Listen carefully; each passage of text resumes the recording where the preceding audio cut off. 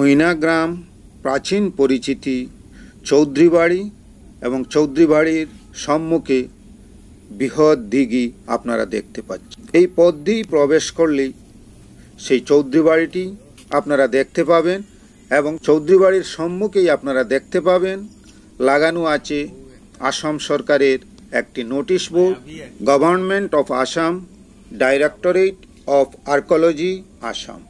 অর্থাৎ এই জমিদার বাড়িটি আসাম আর্কোলজি বিভাগের অধীনে বর্তমান।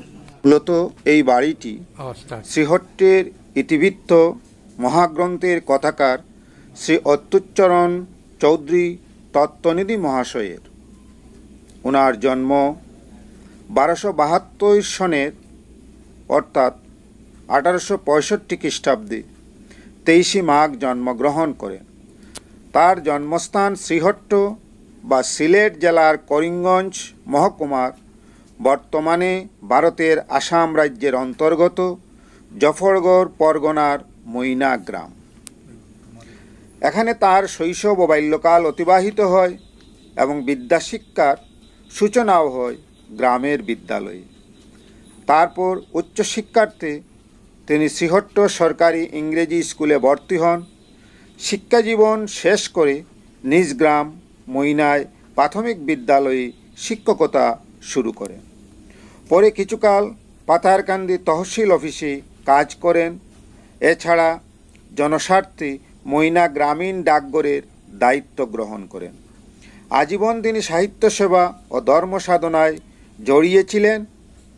বৈষ্ণব ধর্ম ও বৈষ্ণব সাহিত্য সেবার জন্য তিনি লোকমুখে যেমন বৈষ্ণব বাবাজি নামে পরিচিত ছিলেন, তেমনি বৈষ্ণব মণ্ডলী তাকে তত্ত্বনিধি উপাধিতে ভূষিত করেছিলেন।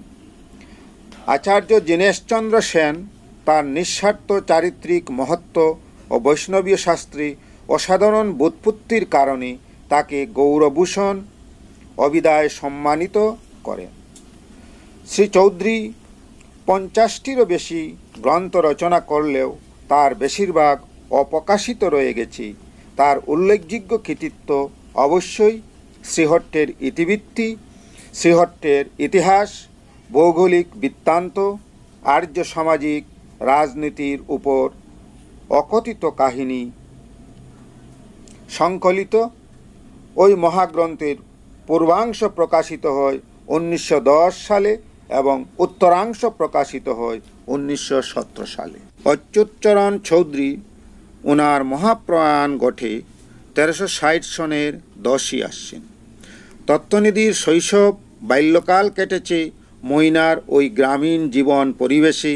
বাঁশ ও বেত, বনে ঘেরা আম জাম কাঁঠাল গাছের ছায়া ঘেরা নিবৃত্ত পল্লীর নির্জন অবকাশ, আদিঘন্ত উন্মুক্ত আকাশ আর পারিবারিক সরল অনাড়ম্বর জীবন পরিবেশের মধ্যেই তিনি বেড়ে উঠেছেন। তার সমস্ত সাক্ষী আজও ওই বাড়িটি বহন করে চলছে। চৌধুরী তত্ত্বনিধি নিজের সংগ্রহীত গ্রন্থগুলি নিয়েই বাড়িতে একটি লাইব্রেরি স্থাপন করেছিলেন। এই লাইব্রেরির নাম প্রথমে তিনি রেখেছিলেন শ্রীহরি লাইব্রেরি, কিন্তু পরবর্তী সময়ে কুসুমাঙ্গের নাম ও স্মৃতি অক্ষয় রাখার জন্য তার নাম পরিবর্তন করে রেখেছিলেন কুসুম লাইব্রেরি এবং ওই লাইব্রেরির সংগ্রহে প্রায় 2000 বই ছিল। বর্তমানে তার কোনো চিহ্ন নেই। আপনারা সময় পেলে দেখে যেতে পারেন তত্ত্বনিধির স্মৃতি বহন করা এই প্রাচীন বাড়িটি। ধন্যবাদ সবাইকে সঙ্গে থাকার জন্য।